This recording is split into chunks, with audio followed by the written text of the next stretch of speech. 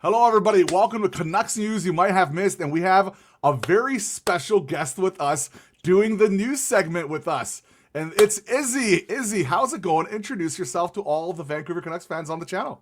Hi everyone. I'm doing great. Thank you for having me on. First off, I think this is my second time on. Mhm. First for the Canucks though, but yeah, I report on the Canucks and the Vancouver Golden Eyes for the Hockey News. We're just gonna be talking to Canucks today so Mhm. far, from what I know. But who knows? Maybe something will come up and we'll chat a little Golden Eyes. But yeah, so I'm doing that right now. Busy as always. Christmas was busy. New Year's was busy. Everything's busy. Olympics coming up.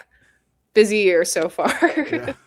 Yeah, Izzy has been on the show before with the Vancouver Golden Knights. It was an awesome hit, and the fact that she's doing this with us is really, really nice. And she covers the Canucks, so what better person to have than Izzy doing this? So right off the bat, let's get with this is Imac with Jim Rutherford.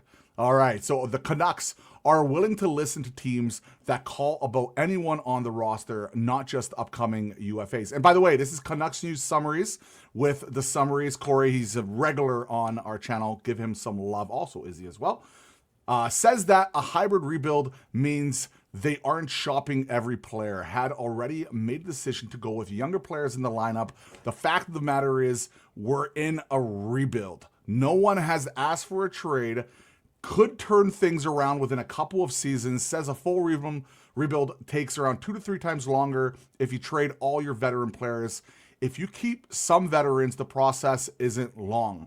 Have some very good veterans that are willing to play through a couple of years of losing and be good mentors. That's an interesting point. Plan this season was always to shuttle, their young defensemen between Abbotsford and Vancouver. So right off the bat, Izzy, what stands out with you there? Also, what's your take on the whole veteran players? Do you think maybe we need a bit of a reset with those veteran players, especially some of the bigger names, not the obvious names like Sherwood's going to be most likely traded, but I mean like the Demkos of the world, Besser, Pedersen, things like that. What's your whole take on this, just the whole situation here? It's interesting to me, like the thing I always go back to when management discusses rebuild or retool or Mm. whatever term they're using that week. Like the first thing I go back to is when they first traded Quinn Hughes back in December on December 12th, and they actually dropped the term rebuild for the first time in what felt like years, forever, if not. Mm. Um, for them to kind of semi commit to that. And I know looking back, a lot of their dialogue was based around rebuild, like transitioning into a rebuild. And I believe actually Allvin mentioned that earlier this week as well, which I know we'll get into. Mm. But like the most intriguing thing for me is the fact that through all of this, it's been rebuild, hybrid rebuild, rebuild, hybrid rebuild, retool, hybrid retool, and it's just going back and forth. And like it's hard because I know a lot of people want to see a competitive roster, and with the way things are going right now, obviously that's not the case. They're 32nd in the league. Competitive in potentially getting Gavin McKenna or Iver Stenberg, That'd but be nice. not exactly competitive in the league right now. And because of that, it's tough, but it'd be nice to see like, and I've spoken about this a lot, but Mm. commitment to a direction instead of jumping back and forth, as you can Yeah. kind of see here, where it's like, you know, they're kind of committing to this loose term of retool, right? Yeah. But like, I don't know how long have they been retooling for, right? And Yeah. how long has this quote unquote retool been going on? Mhm. And what kind of results have you seen from that, right? Where it's like to the point where for the longest time before this year, it'd be finishing like only a couple points out of a wild card spot, right? Yeah. I'm on team rebuild, but I know like that's not the only perspective. Mhm. Regardless, I would like to see a commitment to a direction rather than hopping back and forth. Well, the thing is, we like when they announced that original press release and it Hmm. said rebuild, people were like, "Yes, finally!" Like so many people. I'm not talking about everybody. I know there's some people didn't want it, but I would say a majority of the Oh people yeah. were really excited for that concept. Within a week, they literally changed it to a hybrid rebuild. Within a week after that, it was a hybrid retool, and now we're back to a rebuild. What's going on here is just a bunch of, I would say, a lack of proper communication, a lack of proper direction, or if they do have a direction, they're not communicating it in a way that this fan base actually understands what the hell is actually going on. Like yesterday, there was the big PR spin. That's what I call it, because it was.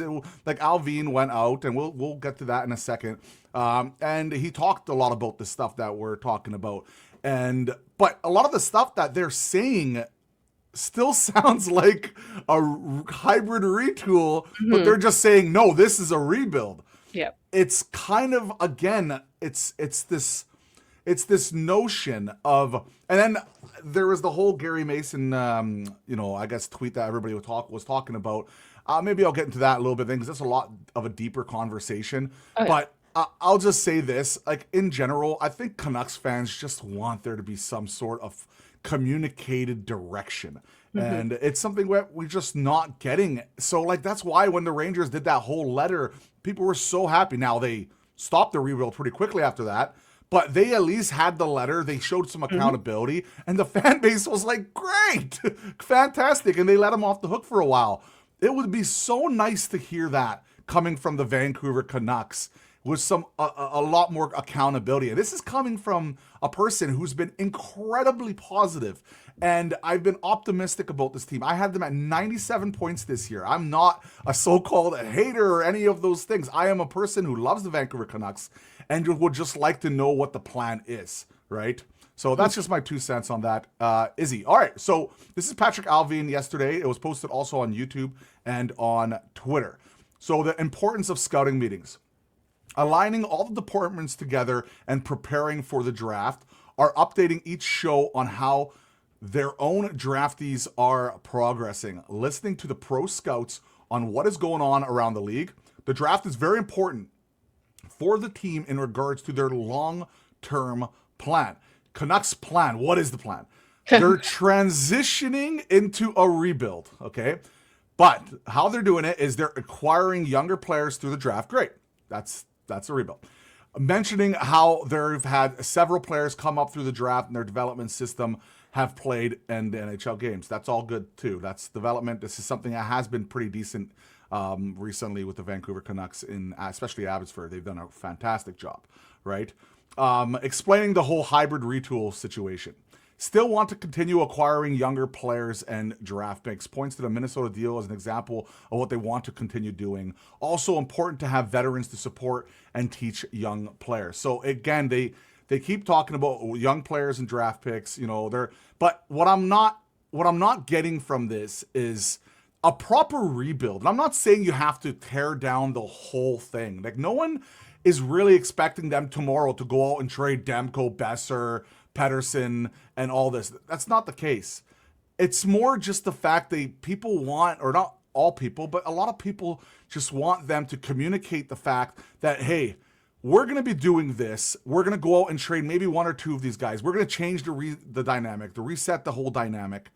And maybe, just maybe, when you do that, it's going to be considered a proper rebuild. But when you take shortcuts, and it's something that's happened in the past, Izzy, the Canucks and their shortcuts with so many trades. Remember the good Branson trade? They're criticizing people for that, for not liking that trade. The OEL trade. So many people were critical about it. They thought so many people were dumb. It's been a history of this. We've lost the trust of the organization, and that is a big thing. So just to continue on here, they're also important to have some veterans to support and teach. And I agree with that. I do think we need to have veterans, but maybe, just maybe, you got to look for different veterans. And I'm not saying everybody has to go. That's not the case. But I think maybe a change of the dynamic, even more than what we already have, would be interesting. What do you think about all that? I mean, I think just that one quote sticks out to me, right? When it comes to what, like, the fact that instead of saying we're rebuilding, instead of that, they're using transitioning into a rebuild. Almost as if, right, and I think actually transitioning is used in the direct quote, but it's almost like, in the event that they start winning games, they can ditch the rebuild title and say, yeah, we said we were transitioning into a rebuild. That doesn't mean we were rebuilding in the first place, right? And all this talk of young players being important to grab, like whether that's in the draft or like via trade, like they said, the Minnesota trade feels to me like a safe blanket statement Yeah. in the sense that, like, of course, young players are good. Of course, you want to get young players. You always want to get younger, unless maybe you're like a contending team. Yeah. But And that's even in just that step case, one. You know what I mean? That's exactly, literally just step one. exactly. Like you always want to get younger in a way, and that credit where credit is due, like Yeah. you It was a said. good trade. Exactly. Yeah, it was a good trade considering what they knew at the That's time, correct. and I will give them credit to the young players that have stepped up this year. I see Tom Villander. I personally have been very impressed with him so far. Players like Linus Karlsson, who isn't maybe not at the same, like 25 versus Villander's like 2021, not at the same age, but still a younger player who's chipping in and showing that they want to play for this team, right? I will give the younger players credit for that. The thing you mentioned about maybe looking at some new veterans, I do somewhat agree with. But if anything, I feel like one question that does kind of have to be raised is like, if you have been thinking about rebuild this whole time, including when Hughes supposedly said that he was going to move on, right? Like, if the rumors or reports are true that he had been looking at moving on from the Canucks a year, year and a half ago, right? And then you go and sign Besser, Demko, Garland. I like all those guys. I think they're great guys for the culture. It's still a question that kind of, like it's something to Yeah, think about, it's right? If you know what I mean. no, I know exactly what you're saying, and like the thing is, if they had an inkling that this is going to happen, then they should have probably organized the plan a lot sooner than what they were doing. Excuse me. I will say this though: what they really tried to do is do every type of win move ish type trade except for the biggest one, which was getting a second line center, which people were begging for the longest time, and we never got that done. So when you do it and you do this job of, hey, we got to keep Quinn here, we got to win games here, this is the whole point. And I mentioned this so many times in our community, like, hey, this season was about to keep Quinn happy and do everything you can, but they failed at that because in the offseason, Jim Rutherford himself, this isn't us, Jim Rutherford said it would be worse or something, I forgot the exact quote, but he said basically it would be worse for us to not get a second line center than it is, than have that situation. Like something like that, in the sense of like, if we don't get a second line center, we're going to be screwed, basically, in a weird way. Like And then look at what happened. yeah, and that's exactly what happened. And so, like, if the plan was to do everything possible to keep Quinn Hughes, I know it sounds crazy now thinking about it, like after seeing how bad we are, but they should have went and done almost everything. Now, I wouldn't trade an unprotected first for that, but I would have traded a protected first in that scenario at that time if that's the plan that they wanted to go with.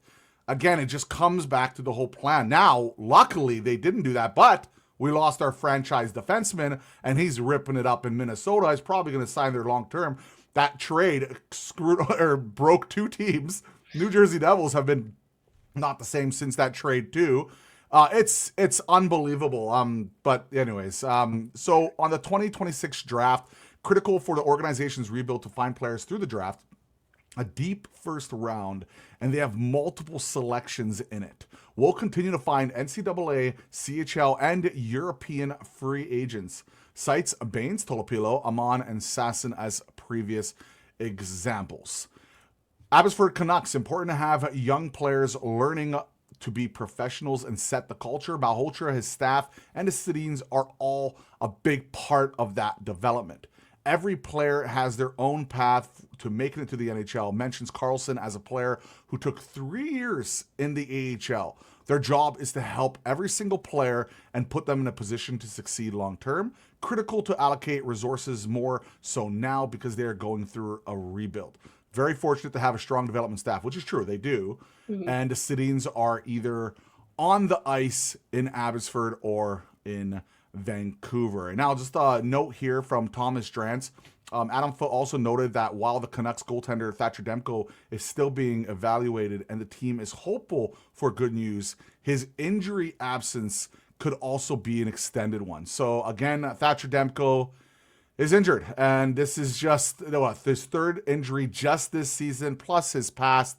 A lot of people said, "Hey, try to trade him."